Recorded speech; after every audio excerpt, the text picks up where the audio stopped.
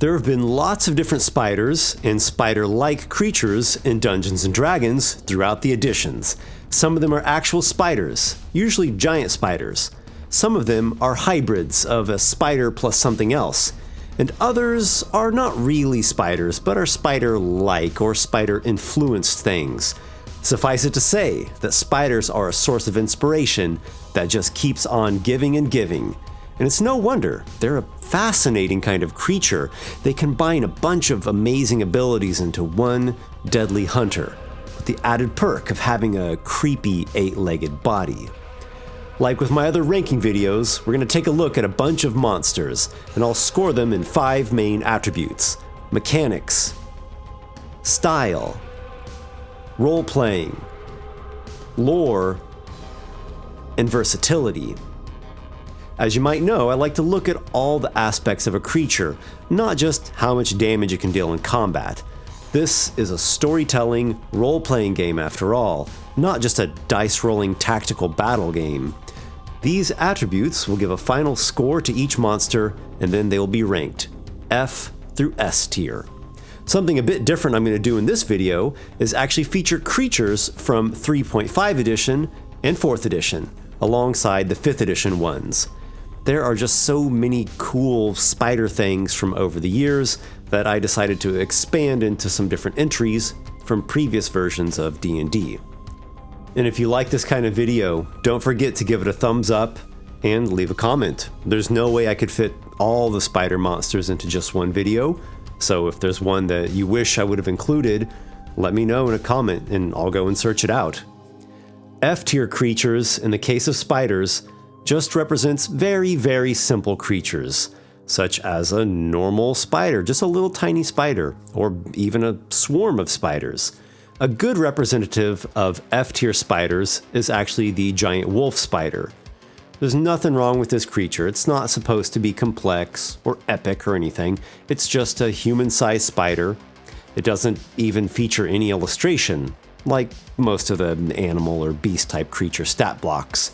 It has expertise in stealth, a bit of blind sight, and a poisonous bite. It's sort of the goblin of D&D spiders. Going right into low D tier is another staple baseline creature of this kind, the giant spider. So this would be like the orc or maybe the ogre of D&D spiders.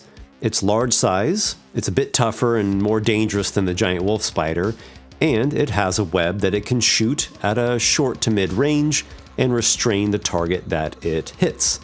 Again, there's nothing at all wrong with this creature. It serves really as the framework upon which many other spider monsters are built. Next up is the blade spider from the 4E monster manual. Instead of biting with fangs, it has blade-like claws protruding from its legs that deal piercing damage and inflict ongoing poison damage and a weakening effect. These large-sized spiders are known to be trained by drow as mounts. There's even a combo attack that the spider can make for free when its rider makes a melee attack. Up next is the phase spider, a creature that I wish was higher up in this ranking. It is an exotic-looking arachnid that can shift in and out of the ethereal plane, along with having a poisonous bite and some amazing climbing abilities like most spiders do, though it has no webs. Like many spiders, it is held back from higher tiers because it just doesn't have any role-playing, aka social interaction to it. It's just a simple-minded, one-track predator who wants to eat you. Again, that's not really a bad thing. Not every monster needs to be role-playing associated, but it is hard to stack up against creatures like vampire or hag or dragon when you're just a big bug. A quick tip for DMs here: make sure the phase spider uses its ethereal jaunt a lot. It should start in the ethereal, then bonus action come into the material plane but in hiding, creeping up closer to the characters. Then on its next turn, it attacks a character and immediately uses that bonus action to go ethereal. Then you'll repeat that, stalking the characters on and off again for quite some time. This leads to a different type of encounter. It has a different feeling to it. It also is going to greatly limit the amount of character attacks that are directed at the phase spider. its hit points are kind of low for a CR3 monster, so if you just have it go head on, stand your ground, slugfest, it's gonna die fast. Going into mid D tier, we come across the Bloodsilk Spider from 3.5 edition's Monster Manual 4, which is quite a good book. The webs it spins and shoots are blood-soaked, they're red webs, and they do function much like standard spider webs except for two main differences. One, they're not harmed by fire, and two, once per round as a bonus action, the spider can drain blood from all the creatures snared in its webs, simultaneously dealing a bit of damage to them and gaining temporary hit points for itself. Moving into high D tier now, also from 3.5e, is the Web Golem, found in Monster Manual 3, which, by the way, is one of my very favorite 3rd edition books. So much so that I even made a video showcasing monsters from it that I wish would make a comeback. It is a large-size construct built entirely from monstrous spider webbing. It has an arachnid-looking head, complete with a bite that delivers a poison that damages 1d6 points of strength.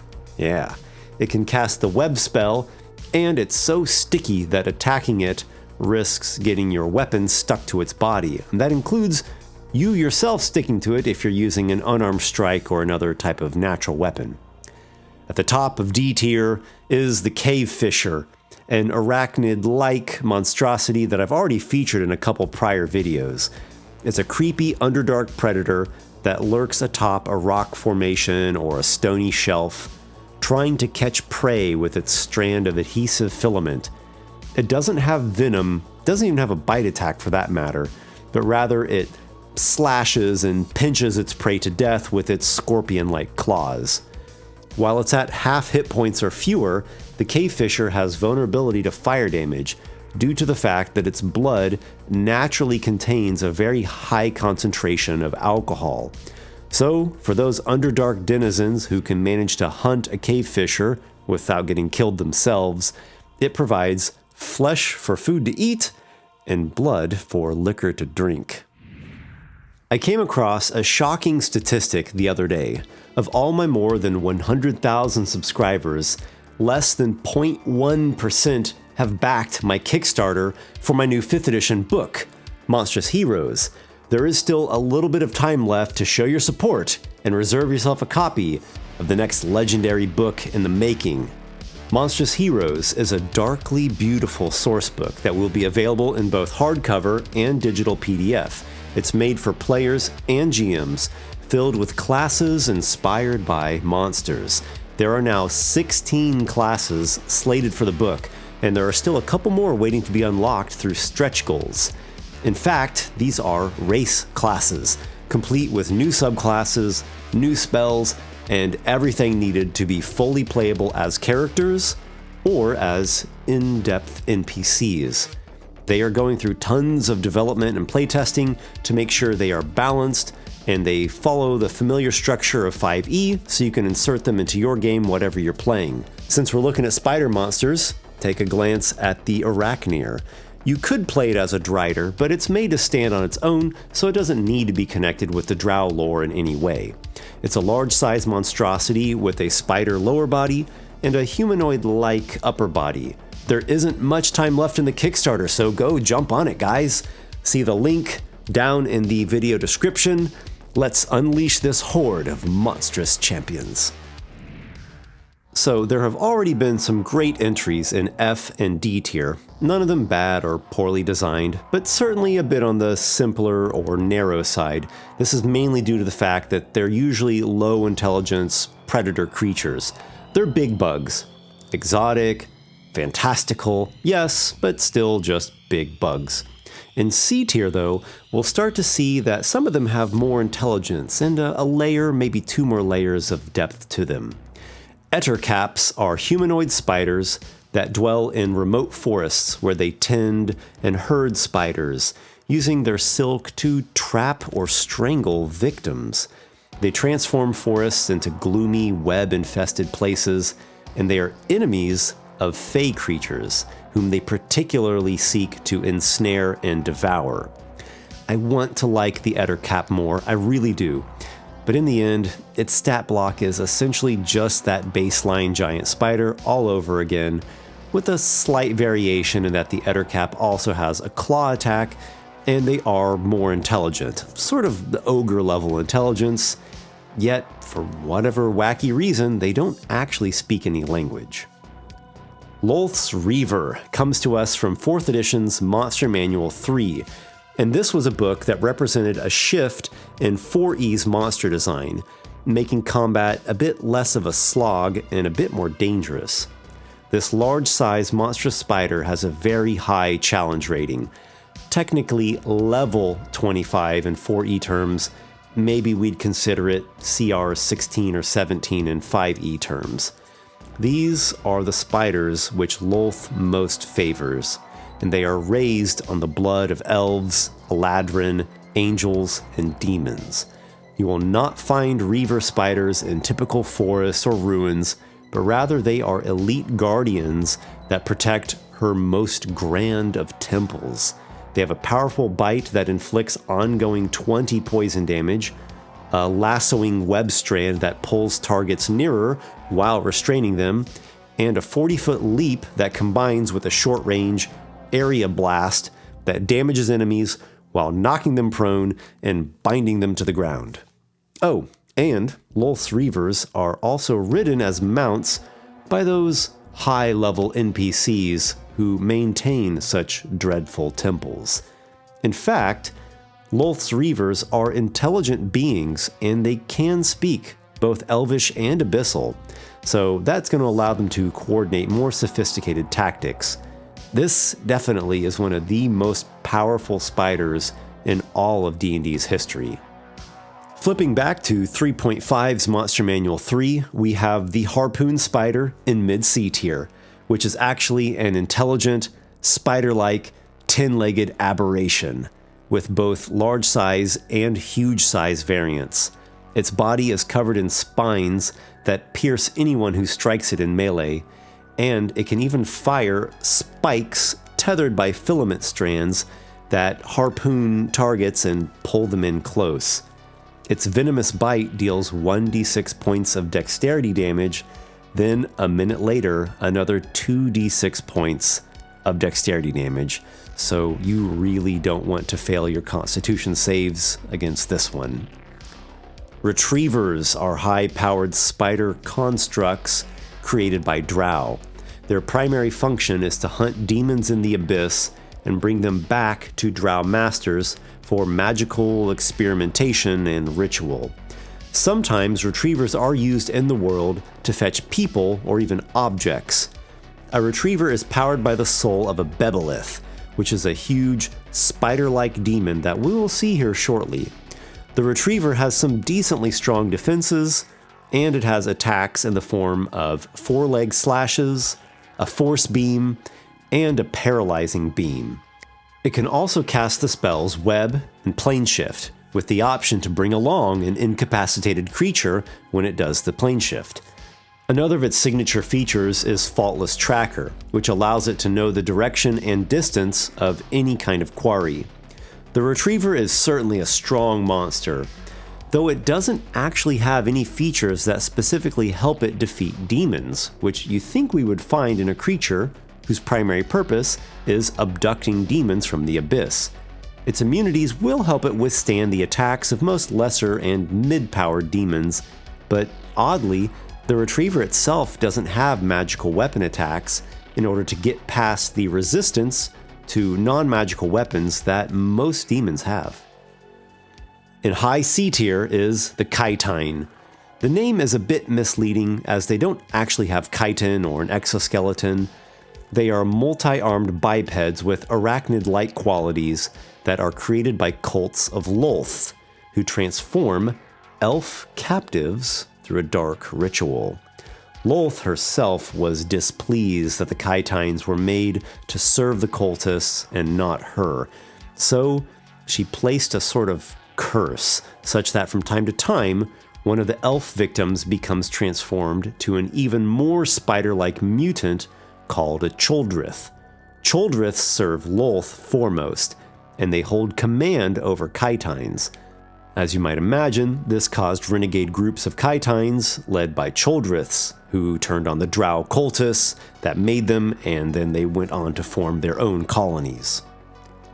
The top of C tier is the Blackspawn Stalker from 3.5's Monster Manual 4. This creature is part of a cycle of creatures collectively known as the Spawn of Tiamat.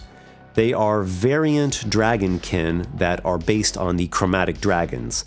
As the name states, this monster is created from black dragons.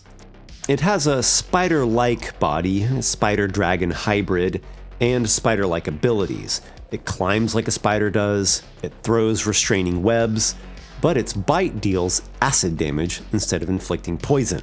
It can also spit acid like a black dragon. And as a blessing from Tiamat, it has a 5-foot aura of acid immunity that benefits other spawn of Tiamat. It lacks the intelligence of typical dragons and is therefore a bit simpler and more bestial, but it does have something that black dragons really should all have: a gore attack with its front-facing horns, made especially potent when it's charging or even dropping down onto prey. The C-tier creatures were pretty damn cool, though all held back from greatness by certain limitations. Now we enter into B tier, filled with monsters that have even better strengths or just all-around good ratings. The Inferno Spider is the first of these in low B tier. It comes from 3.5's Monster Manual 4. It is technically an elemental. It has a spider-like form, but it's really a being of flame, magma, elemental fury. Its thrown webs burn the target as they restrain it.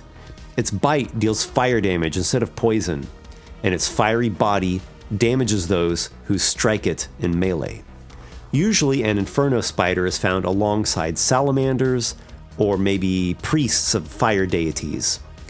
Its method of procreation is a peculiar one. It involves 2 Inferno Spiders circling each other in a mating dance that lasts for hours or even days, and at the climax of the dance, the 2 of them charge into each other and explode into a fiery swarm of young Inferno Spiders.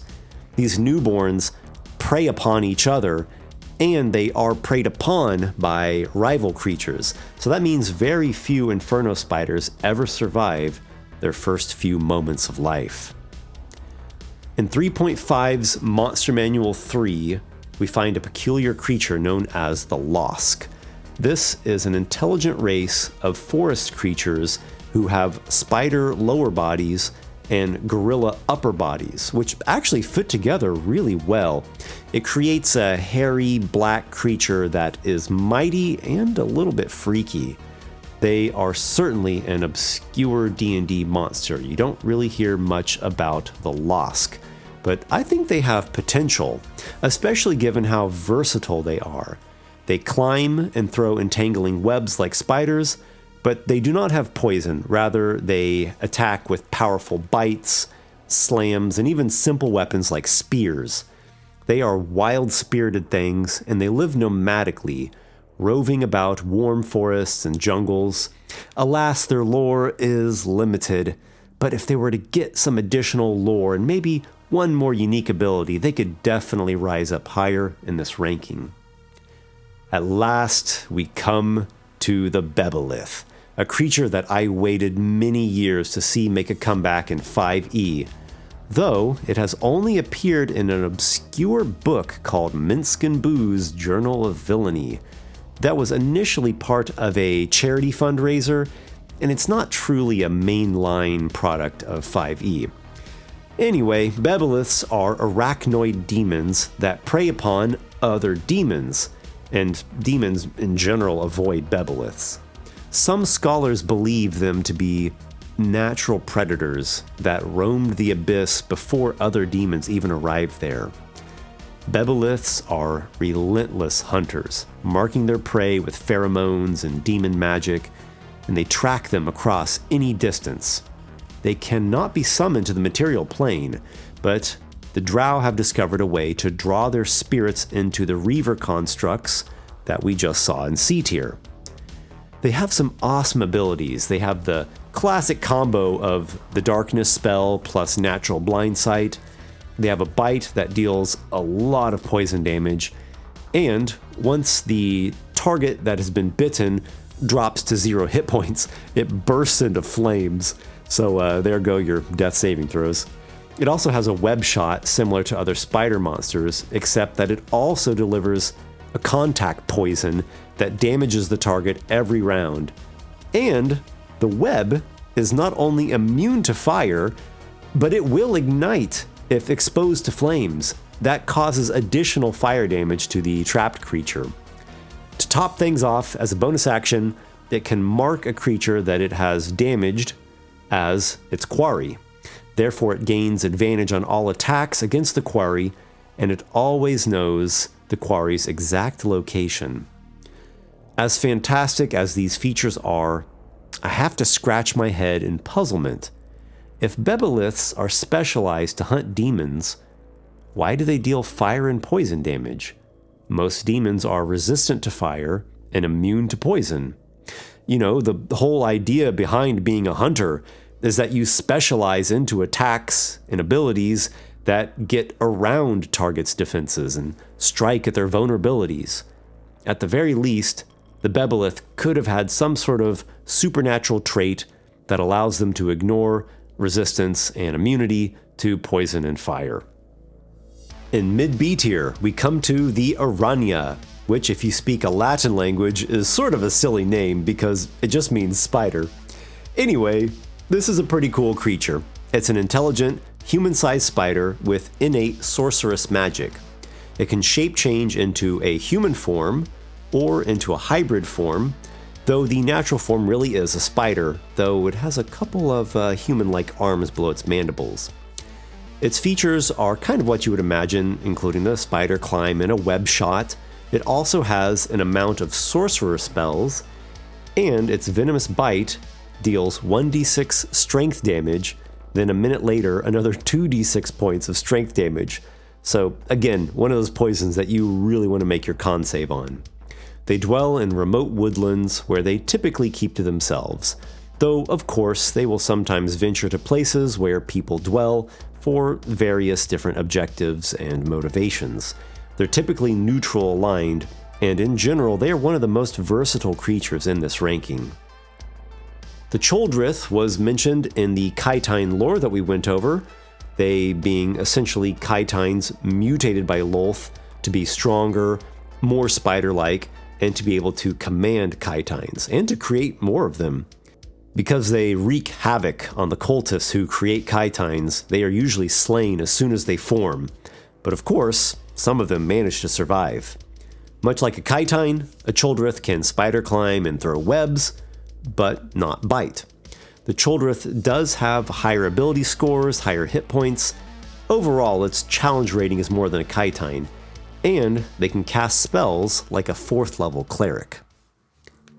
In Monster Manual 4 from 3.5 edition is one of my favorite spider monsters ever, the Tomb Spider. I love these guys.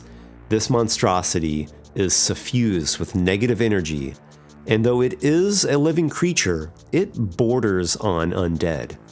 Its venom does not deal damage or reduce ability scores, but rather it causes the target to be harmed by positive energy. In other words, healing spells will hurt you, and conversely, the target is healed by negative energy. When it kills a humanoid, it implants its eggs inside them, which then reanimate the corpse as a web mummy. This undead thing is coated in sticky webs that entrap enemy weapons, and it shambles along, defending the tomb spider that created it. If its creator is killed, the web mummy enrages and gains +2 to attack and damage rolls. And if the web mummy itself is slain, a swarm of baby tomb spiders come spilling out of it to crawl all over and feast upon the attacker. This is one of the freakiest monsters I've ever seen in D&D. In high B tier is the Drider, which is deeply connected to Drow lore, and that is some of the best lore in all of D&D.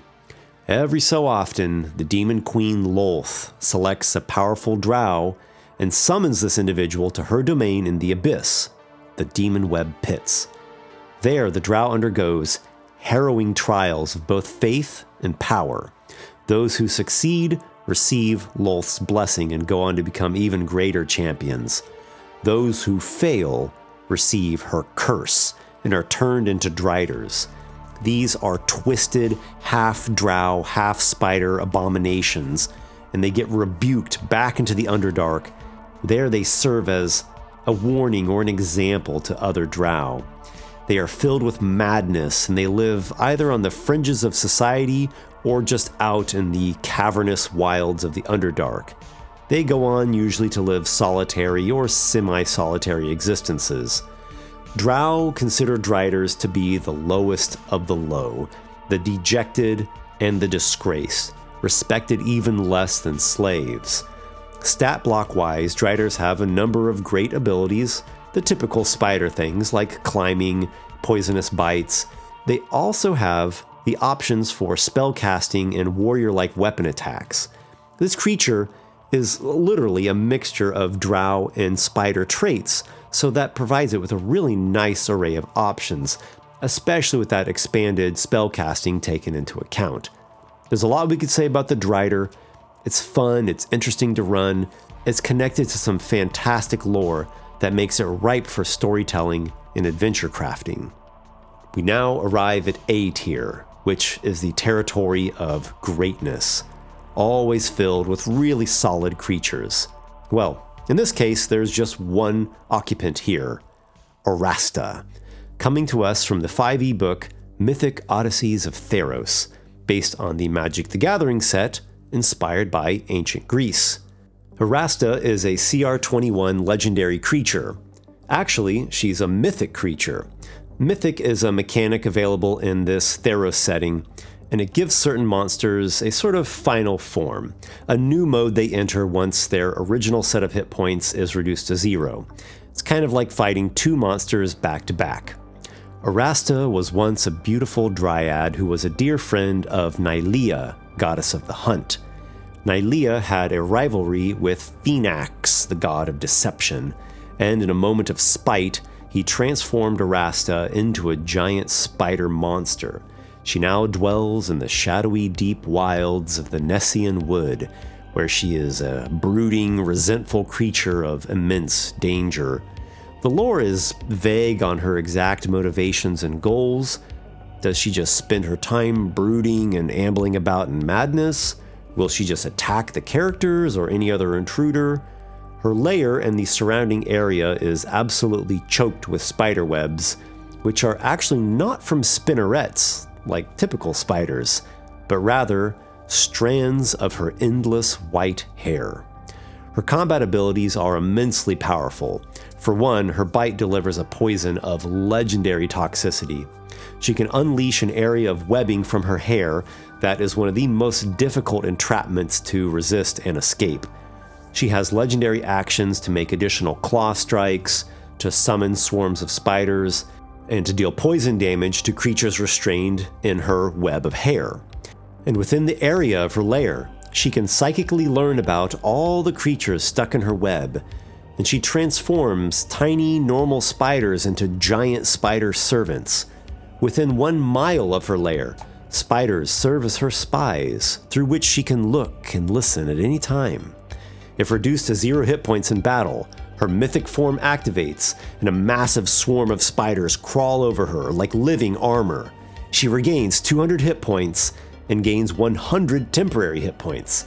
On top of that, she is empowered with mythic actions, which are even stronger versions of her legendary actions. Top this all off with some amazing and pretty unique artwork, and Orasta is well deserving of this slot in mid-A tier. My only real wish is that her lore was a bit more developed. It seems interesting, it has potential, but she really could have used like another page delving into who she is, her relations with other creatures or gods, and some adventure hooks involving quests to slay her or perhaps free her of her curse and unite her in friendship with the goddess Nylea. The highest peak of the tallest strand of spiderweb, we come to S tier, the best of the best. There's only one entry here, and I bet you know what's coming. For this, we could draw upon many sources, but for completeness, I am referencing specifically Monster Manual 3 from 4th edition. And just look at who we have on the cover. Lolth, the queen of the demon web pits, the lady of shadows, the mistress of lies, the weaver of webs, the spider bitch. Lolth is the goddess of darkness, treachery, spiders, and of course, the Drow, aka the dark elves of the Underdark. She is no true goddess in the sense of a celestial deity, but rather a demon lord, a being of pure evil and chaos who sows hatred, deception, cruelty, and malice everywhere that her vile webs touch. The lore of Lolth, the Drow, and all the associated creatures goes about as deep as it gets in D&D, and few other topics have received as much development through novels, through comics, and of course, D&D sourcebooks. There are many things you could read if you find yourself curious about this dark corner of Dungeons & Dragons, but a great baseline is the Dark Elf Trilogy by R.A. Salvatore and the 3.5e book, Drow of the Underdark. The 4th edition stat block of Lolth really does her justice, as do the illustrations. She has two forms, a medium humanoid form that resembles a drow, and a huge spider form that she enters when her first form reaches 0 hit points. So this is actually the proto-mythic creature mechanic, we could say. Let's take a quick overview of all her features. She has spider climbing and at-will 40-foot teleportation. If you're taking ongoing poison damage, and you take a hostile action against Lolth, you cannot make a saving throw to overcome the poison this round. A scourge weapon that inflicts ongoing 20 poison damage and moves the target up to 15 feet. A mind control effect that automatically forces a creature suffering ongoing poison to attack someone of Lolth's choice, with the attack dealing an additional 3d10 plus 9 poison damage. A bonus action Kiss that deals damage and inflicts ongoing 20 poison damage, and once you do save, you have a second ongoing poison effect that dazes you. Toxic strands that she shoots as a bonus action that reduce your speed to 0. Then, if you fail your next save, they restrain you, and then if you fail your next save, they inflict you with ongoing 50 poison damage. She even has a third bonus action, a dark fire area that purges everything in a 25-foot cube of invisibility. It blinds the enemies, it inflicts ongoing 20 fire damage, and it makes the area into pure darkness that only Lolth can see through. She has a dominating rebuke reaction that automatically allows Lolth to take control of a creature that has hit her. Whenever she is subjected to an ongoing effect that a save can end, she gets an immediate free saving throw to overcome it right away. When she drops to 0 hit points, she assaults the minds of all enemies within 50 feet. And if she hits their will defenses, kind of like if they were to fail a wisdom save, she stuns the targets and gives them vulnerability to all damage. She then shifts into her huge spider form and regains all of her hit points. From here, her abilities are slightly less complex, but still very powerful, with poisonous bites, extra attacks, mind-controlling poison, burning webs, and impaling legs. The only real downside to this is that a DM would need to really study Lolth before using her in a campaign, and especially study her right before a combat encounter. But if you don't take devious glee in this sort of study and reading over this epic material, you might not be cut out to be a DM. Or maybe you should just stick to low-level kobold and goblin adventures. Lolth is a horrific, manipulative demon queen with an obscene level of power. In other words, a freaking amazing villain for an entire campaign and a final boss that your players will remember for the rest of their lives. There are so many other spider creatures in D&D, but these were some of the main ones and some of my personal favorites. What a fantastic group of creepy, crawly monsters. I wish you the best as you venture out into the cobweb-strewn caverns and ruins. Don't forget to come with a mage that can sling fire spells, or, at the very least, keep some torches on hand. I'll be holding my torch high to tend the beacon of hope in the dismal darkness. May the spiders never take you down with their entrapments and poisons, and may your adventures be many.